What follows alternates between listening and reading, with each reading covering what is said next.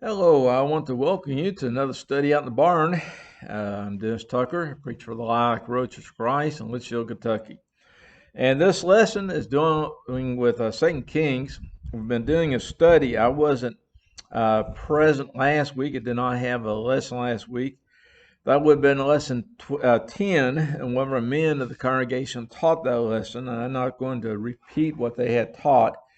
And so I may have to do another separate lesson in case anybody wants to view the material between lesson 9 and the lesson 10. But during this time period, Elisha is the prophet of God that really is the centerpiece, a thing that holds all this together, or the common thread, I should say, between all these events.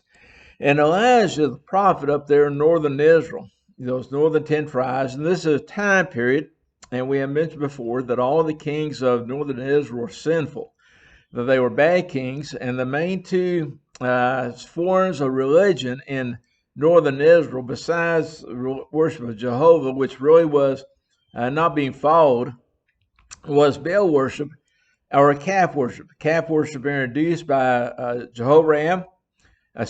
Jeroboam in his reign, the first king in northern Israel. And basically, Ahab and Jezebel really introduced Baal worship. And so that was a problem during this time period.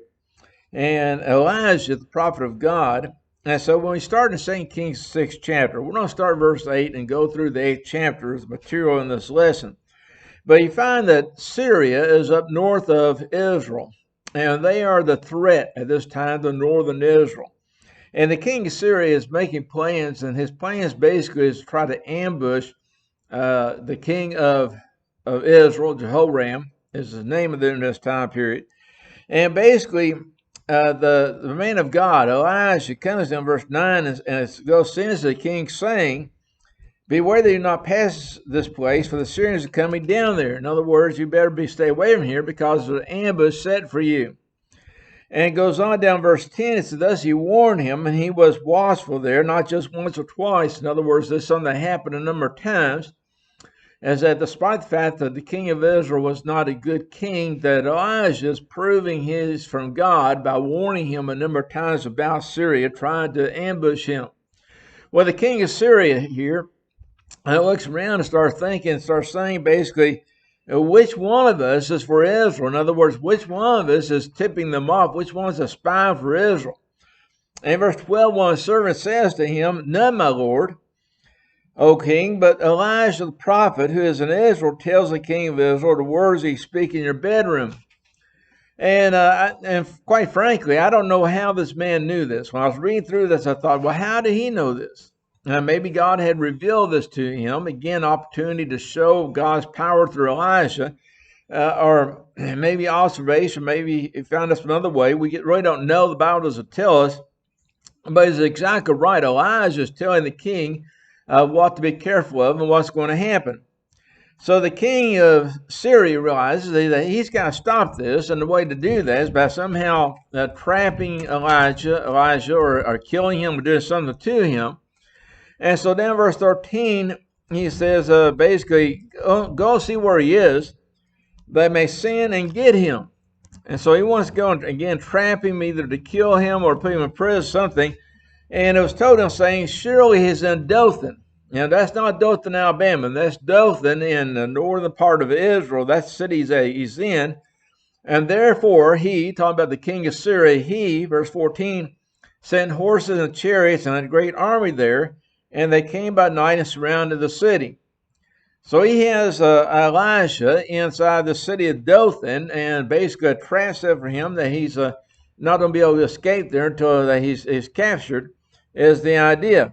And then when the servants of Elisha goes out and sees those army around the city, comes back in and tells his master Elisha, said, we're trapped, basically, that we're surrounded. And so Elijah responds, verse 15 says, do not fear, for those who are with us are more than those who are with them. And one of the great lines of the Bible right there. I mean, how many lessons have been preached about that? And we may kind of apply that many ways. You look at the circumstances, and Don't look just by circumstances. They realize that God is for us and who can be against us. That kind of idea here. And so as you go on down, it says, and Elijah prayed, verse 17, he prayed and said, Lord, I pray, open his eyes that he may see. Let this young man here, let my servant see what I see. And so he said, behold, the mountain is full of horses and chariots afar all around Elisha. And so he recognized there's something more here than meets the eye. There's something more that he had not seen before. And so down verse 18, he goes on, explains this event, and said then, that strike this people, I pray, with blindness. Now Elijah said to them, and so that's what happened, verse 18, and he struck them blindness according to the word of Elijah. And verse 19 said, now Elisha said to them here, so here you have an army of men who are basically blind, that can't see anything, they're at the mercy of whoever comes to their aid. And so Elisha goes out there and he says to them, and this is not the way, nor is this the city. Follow me, I'll bring you to the man whom you seek. Now you just read all the way through this here, and it's kind of amazing to me, because here you have an army of men that are totally blind, and they're following somebody they don't know and relying upon him to guide them to where they need to be. And it goes on in the last part of verse 19, said, but he, talking about Elijah, but he led them to Samaria. Samaria is the capital of northern Israel. So Samaria is going to be where the king is, where his army at. And so he's leading them right into this battle, right to be surrounded by the army of Israel. Now keep in mind, these men were not prepared to fight the whole army of Israel, northern Israel. They're there to capture one city, to get actually one man, is why they're there. And so they're now led into an ambush. There's a lot of lessons we can learn from this. Now we learn the idea of the power of prayer, the fact when we have circumstances that seem to be beyond our control, and we don't know what to do, pray to God. That again, don't look at things just from an outward point of view. You have to look at things through the eyes of faith. In 2 Corinthians 5 verse 7, and there said, we walk by faith and not by sight. There are a lot of times in life that we're going to look and we're going to think it's all is lost, everything is helpless, we might as well quit, give up. And we have to realize that God can help us in our situations. God can help us overcome trials in our life, and sometimes failures are not really the failures we think they are, but we have to be able to see by faith. And that's what Elijah is talking about here, seeing by faith, to open their eyes that he may see. Well, at that point here, once he gets the Syrian troops into Samaria, and then basically he said, Lord, open their eyes. Verse 20, open their eyes that they may see. And so now they can see, and then what they see is they realize that they're surrounded. And so the king of Israel comes to Elijah and basically says, my father, shall I kill them? Shall I kill them? In fact, he asks it twice in verse 21. In other words, you give me the enemy. What shall I do with them? Kill them? That would seem to be logical, but Elisha said no. You should not kill them. Verse 22. But would you kill those whom you have taken captive with your sword and your bow? So these are prisoners of war, basically. And so he says, so set food and water before them, that they may eat and drink and go to their master. And then this last part's kind of, it's almost like a gentleman's agreement. And I remember in the Civil War, a lot of times that you start reading history and you realize that sometimes men that were captured in battle made a promise that they would not fight anymore, and then they would release them. And basically a gentleman's agreement that as long as you promise not to fight us anymore, we'll let you go. And so that's kind of what's going on here. And that is, he said, don't kill them, but instead give them food and water, and then send them back to their master. And so that's what they do. And he sends them back to the master. In the last part of verse 23, he says that the raiders came back into Israel no more. So this is kind of the end of a skirmish, I would call, not the end of the war, because Syria is going to go ahead and attack Israel again. In fact, the very next verses deal with that in chapter 6. But that ends that attempt to actually capture Elijah. Well, now we go on in the last part of chapter 6, around verse 24, we find that Syria, Ben-Hadad is their king, that he comes up against Syria and sets a siege around it. And so there's siege around it. Not only that, but also there's a famine. So you kind of have a double whammy here. And as you have a lack of rain, which means a lack of crops, a lack of food, a lack of drinking water, and then you have an army around you preventing supplies coming into your capital, to Samaria. And what you have then are people kind of trapped inside their city. And so in verse 25, we read about how dire the circumstances were. It said they besieged it, and until a donkey's head was sold for 80 shekels of silver, and 1/4 of a cab of dove droppings for 5 shekels of silver. And now, dove dropping basically of waste from a dove, they're buying that for a cup of it for 5 shekels. Now, let's just think about a shekel, maybe let's just say like an arbitrary number here of $1. 1 shekel is $1. So they're paying $5 for this cup of dung. And you look at a donkey's head. Now, a donkey's head is not going to have hardly any meat at all. All you have inside the brain, a little bit of skin around it, and not much there. But they're paying 80 shekels of silver for that, which actually is a lot more than $1. And that's just kind of something I made up off the top of my head. But it shows here that they're paying an extraordinary amount of money for almost nothing. And so at that point, a woman approaches the king of Israel, and she pleads for him to give her justice, basically, of intercede for her. And he wants to know, well, what's the problem? And so she then starts describing the problem that she has. And again, imagine being the king of Israel, and this lady coming to you and saying, King, I have an issue. I have a problem. I want you to settle it between me and this woman over here. And he says, what is it? And here's what she describes. She said in verse 28, this woman said to me, give your son that we may eat him today, and we'll eat my son tomorrow. So again, think about this. They're going to take a child, they're going to boil it, they're going to cook him, and they're going to eat him. And so verse 29 says, so we boiled my son and ate him, and I said to her on the next day, give your son that we may eat him, but she has hidden her son. So her issue was, we cooked and ate my son, and now it's time for us to do that with her son, and she's hid him. But that shows you a lot of things. And one is how desperate the situation was. When I think about Romans 1st chapter, it describes people without natural affection. And, this here, I think, follows that definition. Sometimes we hear of people do terrible things to their own children.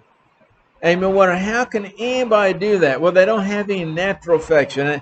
And so we find that in this passage right here. And so at that point here, that we see this as a fulfillment of really prophecy that had been made before in Deuteronomy 20 chapter. Now I'll just read you verses 56 and through 57. And it describes much like this, with this situation, the tender and delicate woman among you. Now by delicate, just think about dainty, think about proper, think about prim. The prim or proper woman among you will not venture to set her sole of her foot on the ground because of delicateness and sensitivity. Will refuse to the husband of her bosom, to her son, her daughter. Here, she won't even hardly touch the ground because it's too dirty for her. She won't allow her husband to touch her because he may get dirt on. He may smudge her children because, again, they may smudge something on her. She's so prim and proper. And it says, her placenta, which comes out from between her feet, and her children whom she bears, for she eat them secretly for lack of everything in the siege and desperate straits in which your enemy shall distress you at all your gates. She'll wind up eating anything. She'll even wind up eating the afterbirth, or when you have a child, the placenta from that. She'll eat that to show you how desperate they'll be whenever they forsake God, and God allows the enemies to come in and to seize them. So the king of Israel, upon hearing this, blames Elijah. And he blames Elijah, and basically his response, verse 31, he says, God, do so to me, and more also, if the head of Elijah, son of Shaphat, remains on today. In other words, here the trouble is we've had issues here, and it's all I's fault, and I know I have him killed. If it's the last thing you do, I'm going to have him killed. You know, it reminds me back in the days of Elijah, the prophet, and Ahab, when there's a famine. And at that time, Ahab, when he sees Elijah, says, "Is that you, O trouble of Israel?" 1 Kings 18, verse 17. And he once blamed the man of God, the prophet of God, for the problems that he's created. And that's what's going on right here with Elisha and the king of Israel. And so at that point, Elijah then tells the king of Israel what's going to happen. In 2 Kings, the first chapter, he tells them, said, "Tomorrow by this time, a sheaf of flour, a fine flour, in fact, shall be sold for a shekel, and 2 sheaves of barley for a shekel at the gate of Samaria." Now keep in mind, they were buying a donkey's head for 80 shekels. They were paying 5 shekels for a cup of dove droppings. He said, "Tomorrow by this time, you'll be able to have 8 gallons of flour for 1 shekel." Now, he says, and also 2 sheaves of barley for a shekel. And so basically what he's saying is, you know, you're not going to have an abundance. It's almost going to be like as if, you have too much. You don't have to get hardly anything for it. By tomorrow, at the gate of Samaria, he said, this is going to be happening tomorrow this time. And that would just seem to be almost impossible to imagine. Here, these people were starving to death. They had an army around them, surrounding them. They had a famine going on. He said, tomorrow we're going to have plenty of food. Don't worry about it. Now, at that point, one of the officers hears this. And his response in 2 Kings 2 was, "Look, if the Lord would make windows in heaven, could this thing be?" In other words, he's mocking him, or he's doubting him, obviously questioning him. It's almost as if he said, even the heavens would open up and start raining flour and barley on us. It won't happen. And Elijah says, in fact, you shall see it with your eyes, but you shall not eat of it. Which at first would seem to be kind of like, huh? So you're going to see it, but you're not going to taste a bit of this. So as it goes on, we've seen that it seems as if it shifts gears, but really it doesn't. And that is, you have 4 men outside the city at the gate of Samaria, and they had leprosy. You know, if you go back and look at the old law, you find that when people had leprosy, they were basically excluded from the community. They were isolated. So these men are isolated out there outside the city, and they start reasoning among themselves. And the reasoning is, if we go inside the city, we're going to starve to death. Those people inside the city, they're going to starve to death. And they looked up where they're at, and they say, we stay right here, we're going to starve to death also. And so their reasoning is, what they're thinking is, okay, let's go to the Syrians. Let's go to the Syrians, and we will, and maybe, who knows, they may kill us, or they may actually take us in and feed us. If they take us in and feed us, we're better off. If they kill us, we're okay because we're going to die anyway. If they don't die from the famine, they're going to die from the leprosy. And so they go over there. And what they find is basically they find that the whole army of Syria is gone. And the Bible explains to us what happens is that they hear the sound of an army. Now keep in mind, when we're talking about armies back then, it talks about horses, chariots. And if you've ever been around very many horses, you know they make noises. They start neighing, and then also men marching, and they'll make noise. And you have battle gear clanging around, and so they hear this in the night, and they start thinking, well, the Samaritans have hired the people of Egypt come up against us. And they believe somebody else been hired to come up against them. And so now they think we have been caught off guard. And so they run. They run, they leave everything behind. Even to the point of throwing the shields away and leaving their weapons on the roadside. And even their garments, they whatever excess garments they have, they just leave behind. And so what happens is, when these 4 leprous men go out to the camp of Syria, they find nothing. They find no one there. But they find the food, and they find all the supplies of the Syrians out there in the camp. And so they start eating it, but then their conscience kind of starts getting to them, and they start thinking, we need to tell people in Samaria what's going on here. And so they go back to Samaria and approach the king and say, there's nobody out there. The Syrians are gone. And the king of Israel says, well, it's a trap. And they're lying in the bushes. They're lying out there. And when we come out of the city, they're going to attack us. And so at this point, one of the men said, let them take some, let's send out some spies in essence. Let's send out some chariots. Let's see what happened. And so they send out some chariots, and the men come back, says, just like these leprous men said, there's nobody out there. And at that point, if you go on, we find that the king of Israel then appoints this man that we had read about earlier that basically says the windows of heaven were opened, that this would not happen. He's a skeptic. And so verse 17 said, the king had appointed the officer whose hand he leaned to have charge of the gate. In other words, put this man in charge of the city gate. And then but the people trampled him in the gate, and he died just as the man God said he spoke when the king came down to him. And so he dies again, fulfilling the prophecy of Elijah. That is, he saw it, and it says he heard about this, but he never got to taste the food. Well, now I'm going to 8th chapter. And the 8th chapter is another event. And as you can tell by this point here, there's a number of things showing us the life of Israel, northern Israel, and God working in various ways during this time period. And so in the 8th chapter we have here is the Shunammite woman.